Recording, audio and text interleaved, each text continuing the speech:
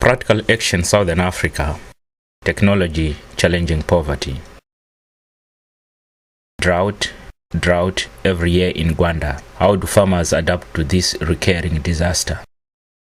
There is near consensus in the development circles that recurring droughts in Africa are linked to global climate change, and this pattern will be a factor of life. The importance of technology to enable food production becomes paramount. This video demonstrates how in-field water harvesting technologies, coupled with community participation, have strengthened the innovative capacities of farmers in Ward 17 of Gwanda district to plan and cope with the drought.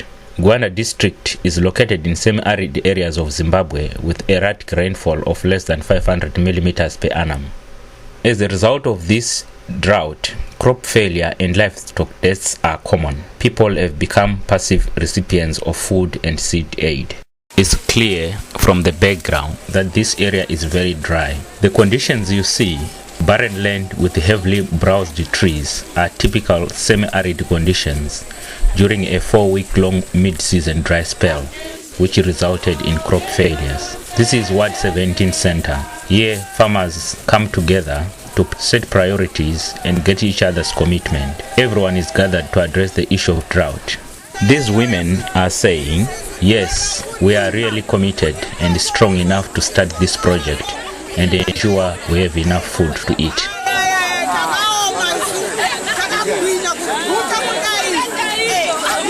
As people are gathered at meetings, local drivers of change take control of the whole process. The local drivers of change are local people who are committed to spearheading development in Ward 17 in a project like this one. And they have to go through this process of transformational leadership training so that they coordinate in terms of their roles and sharing responsibilities. Here we see Miss Havana Masisi Magaya, a retired teacher who has not taken a back seat and enjoying the pension that is accrued over the years for formal employment. Instead, she has become one of the local drivers of change. Her role is to facilitate and create awareness on issues affecting the community and link them to change agents, such as government departments, non-governmental organizations, and private sectors, particularly those who supply agricultural inputs. All these steps made the community to be in charge of planning events, creating a shared vision, inclusion of all socio-economic groups, and made service providers in the area to disclose available resources. This built a sense of ownership in the plans developed and improved the resource allocation required for the prioritized activities. The elderly, for example, would take care of the children while their parents are working.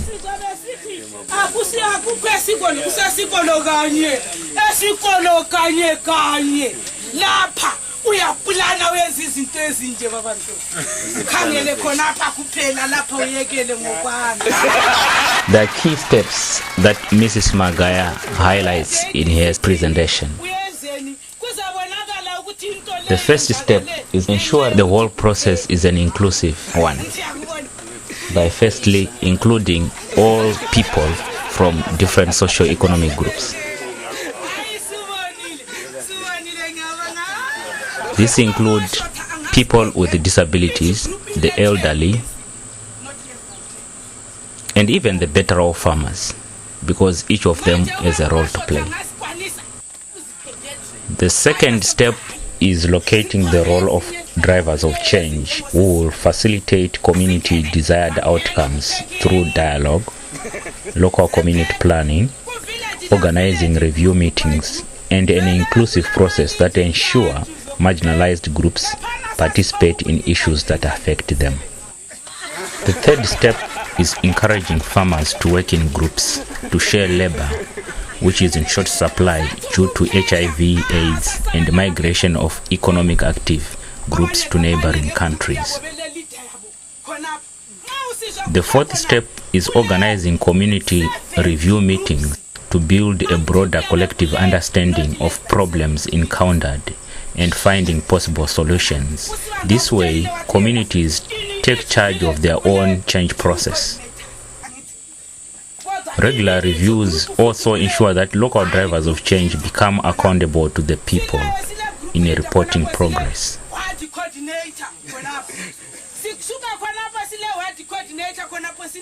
The motivation in Ward 17 comes in form of songs and dance. Here local drivers of change, such as Mr. Ephraim Nyati, the ward councillor, shows that one important role local leaders should play is to motivate others.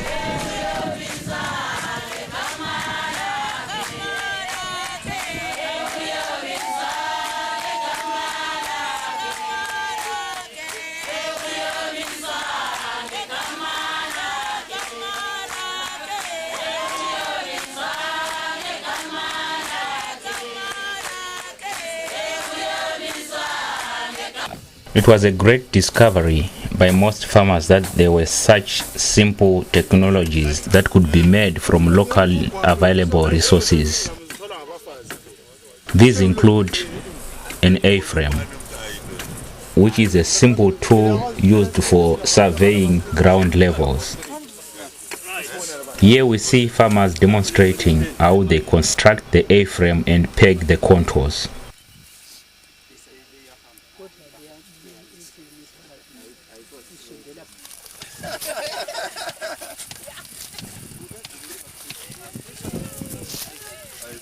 A dead level contour is a channel dug in the field with a zero gradient or slope so that water does not flow but is harnessed and stored in the channel. The dead level contours are different from the conventional contour ridges in that they consist of storage underground tanks made from local materials. The capacity range from 5 cubic meters to 20 cubic meters depending on farmer preference. The underground storage tanks are covered to reduce evaporation with a rammed base to reduce deep percolation. The advantages include the facility harness and store water up to 5 weeks, making it available to crops during the dry spell. Water is conserved as there is reduced loss through evaporation and deep percolation. There is reduced crop failure and this results in better harvests. There is reduced soil loss and runoff in the field. And finally, there is increased crop diversity because farmers have food crops during the rain season and vegetables during the dry season, as shown by these good-looking sorghum crops in Mrs. Nkomo's field. However, farmers also face the problem of armored crickets and birds, which drastically reduce their crop harvests. Crops look good where water harvesting techniques have been employed. In order to share knowledge, farmers organize events such as field days and seed fairs. Here we see farmers having a field tour in Mr. Svanda's field. Such events are the key vehicles for showcasing results of doing things and new leaders who bring positive change and development in the community. Always provide a mirror of the results that can be achieved through use of appropriate technology as shown by the good-looking crop. These events are unique in that they are farmer-driven events.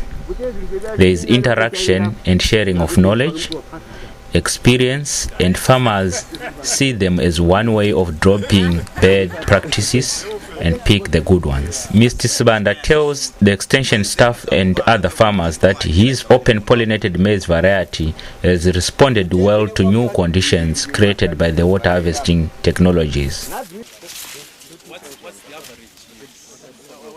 Farmers are excited and appreciate that this technology is working well for Mr. Sibanda. Besides field days, farmers also organize seed fairs. As you can see here, what is displayed are both the major and minor crops grown in Ward 17. These include open pollinated varieties of maize, sorghum, groundnuts, sunflower, pearl millet, pumpkins, watermelons, sweet potatoes, cucumbers, cowpeas, and vegetables.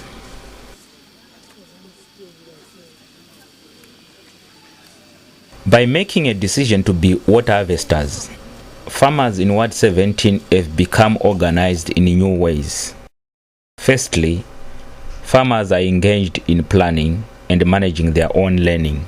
Secondly, farming practices and systems have been redesigned. Thirdly, new partnerships between the farmers and the service providers have been created. All of these efforts have shown that technology can turn semi-arid areas into greenlands. Yes, technology challenges poverty, but only as part of an inclusive process in which local leaders take a driving role.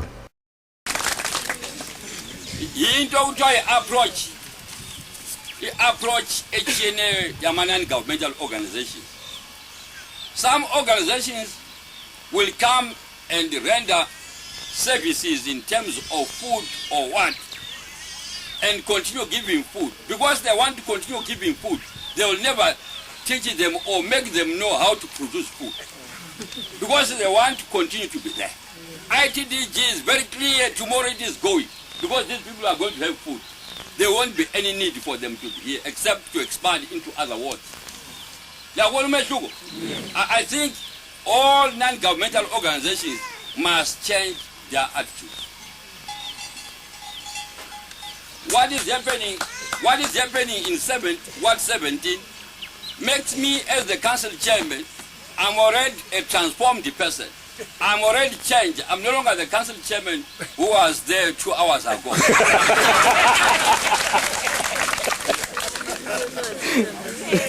If it means I'm transformed, then a decision has to be taken.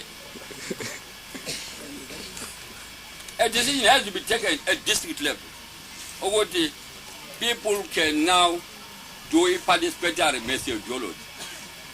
All non-governmental organizations must follow suit. We are tired in Gwanda of white elephants. And this is one.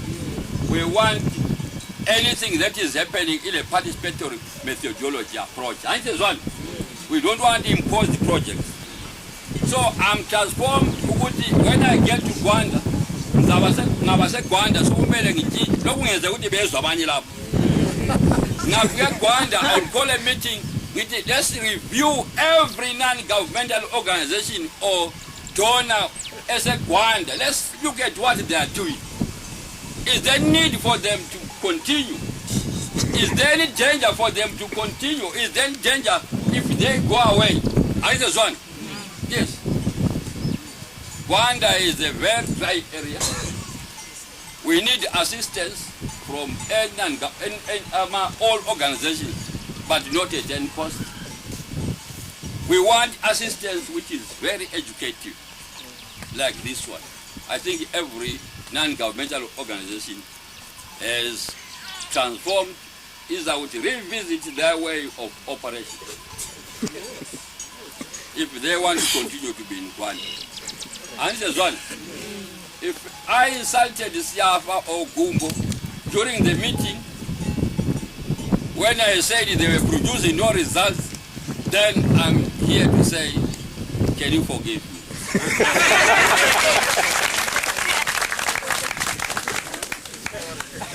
I just wanted something like what is here.